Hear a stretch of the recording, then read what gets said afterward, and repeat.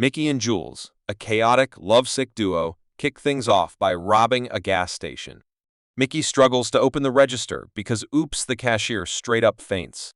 Jules, being the problem solver she is, hands him a snack to buy so they can pop the register open and snag the cash.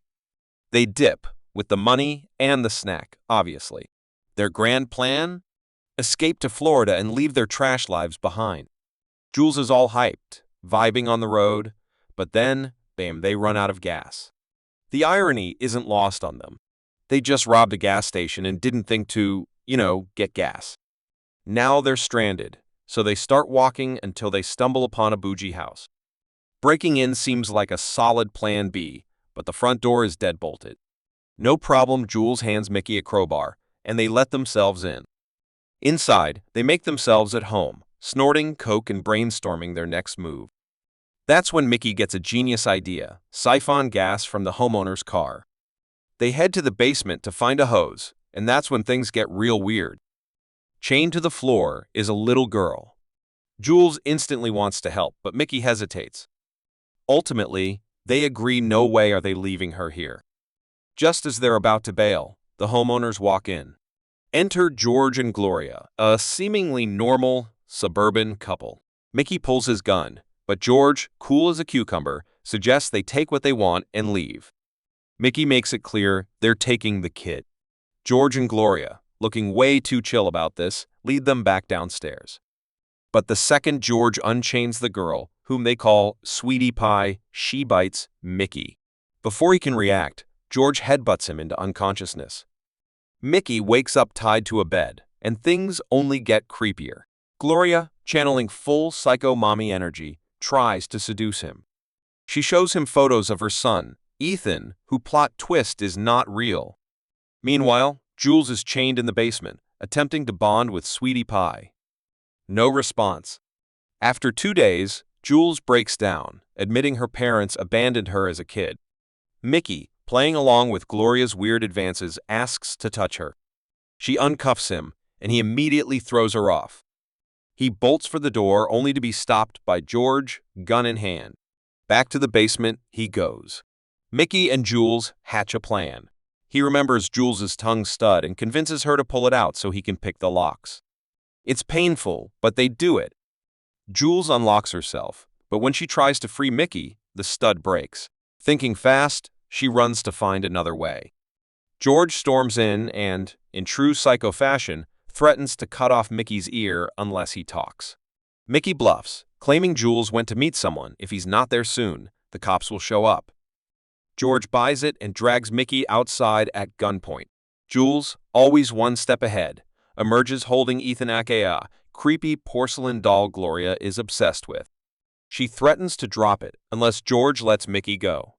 But Gloria, proving she's completely unhinged, shoots at Jules. She misses, but the doll shatters. Gloria breaks down, trying to piece Ethan back together. George, unfazed, keeps Mickey and Jules captive. Cut to dinner. Mickey and Jules are literally tied to chairs, eating shepherd's pie. They press for answers. George finally admits they kidnapped Sweetie Pie because Gloria wanted a kid but couldn't have one. Problem: Gloria never saw Sweetie Pie as her child, so George was supposed to get rid of her. But instead of killing her, he just left her in the basement. He says this like it's some act of mercy. Before Mickey and Jules can react, they start feeling weird. Turns out, their food was drugged. George plans to OD them on heroin and make it look like a junkie break-in gone wrong. His plan is interrupted when a cop shows up, investigating their abandoned car.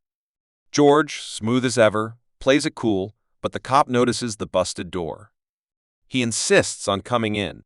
Gloria quickly stashes Mickey and Jules in the gym. The cop nearly finds Sweetie Pie in the basement, but gets called back outside by his partner.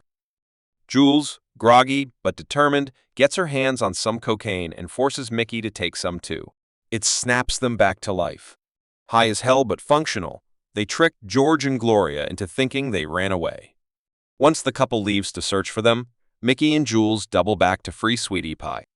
She's hesitant until Mickey apologizes for yelling at her earlier. Then she's in. They make it to the garage but can't find the remote to open the door.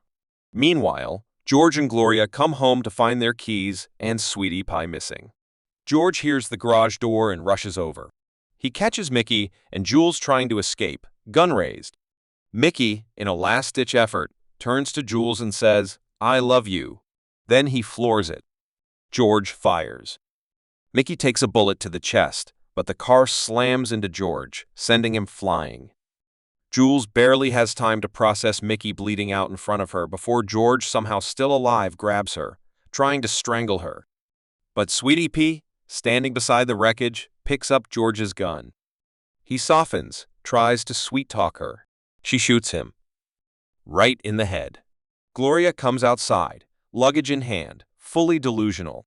She sees George's body and, instead of reacting normally, she just tries to wake him up. Jules, shaken, can't bring herself to kill her.